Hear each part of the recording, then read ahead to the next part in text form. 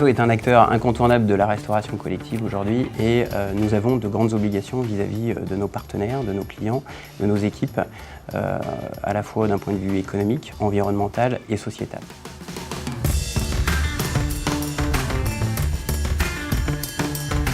Nous avons mis en place depuis le début de l'année un partenariat avec plusieurs fournisseurs locaux. Le but de ce partenariat avec ces fournisseurs est de travailler de plus en plus de produits de saison, de produits frais.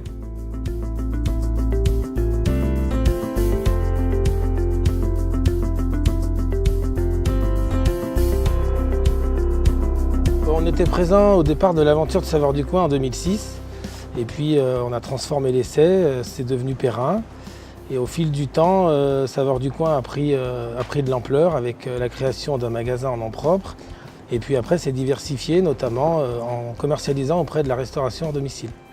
Chaque service de salade représente environ 700 pièces, soit à peu près 200 kg de marchandises.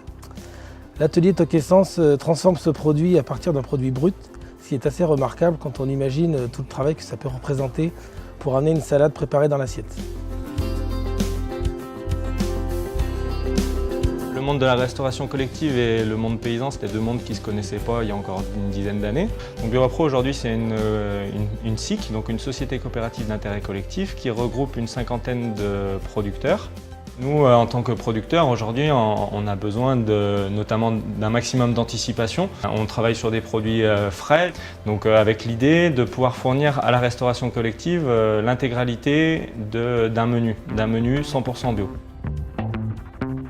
Un petit Gon, c'est au début des années 90. Comme je livrais essentiellement sur Lyon, un petit Gon, c'est un garçon à Lyon. Et c'est comme ça que j'ai eu l'idée d'appeler Petit Gon. Nous avons la chance d'être à côté de une grande ville.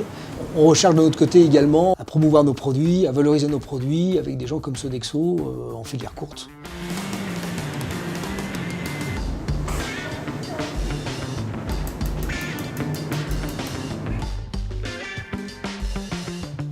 On travaille avec des abattoirs sur des régions bien spécifiques par rapport à des clients et des données sur de la localisation. On a démarré avec Sodexo en 2012.